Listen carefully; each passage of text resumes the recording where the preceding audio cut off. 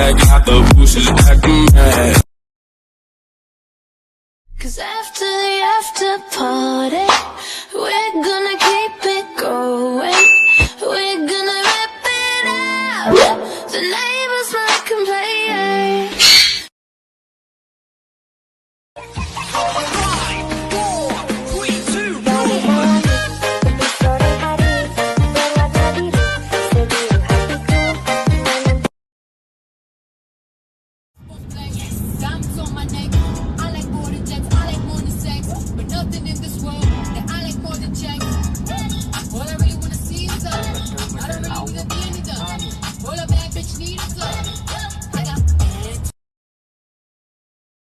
Chạy ngay đi trước khi mọi đường gian tồi tệ hơn. Chạy ngay đi trước khi lòng hận thù của từng cơn.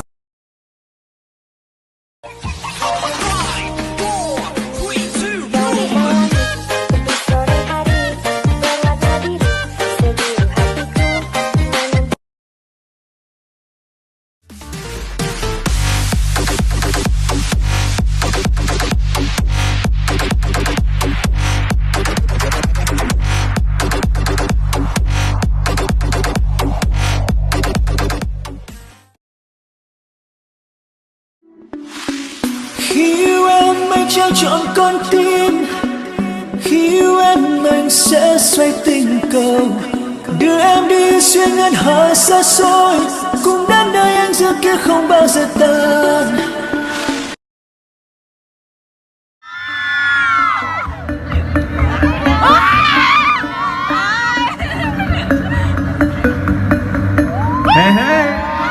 Hãy cho anh những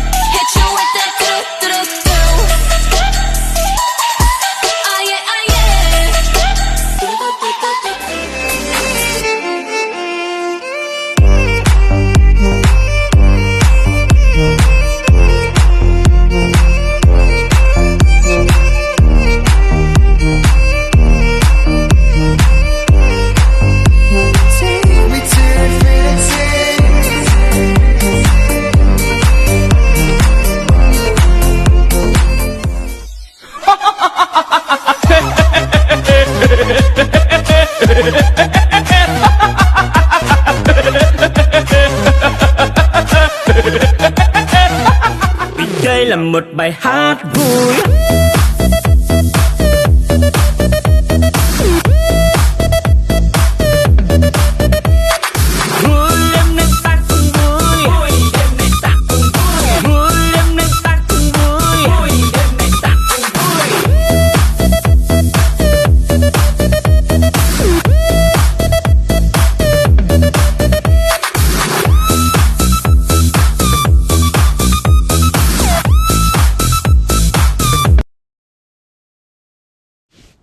Các bạn ơi, hãy tải TikTok về chơi với Miss Q nha.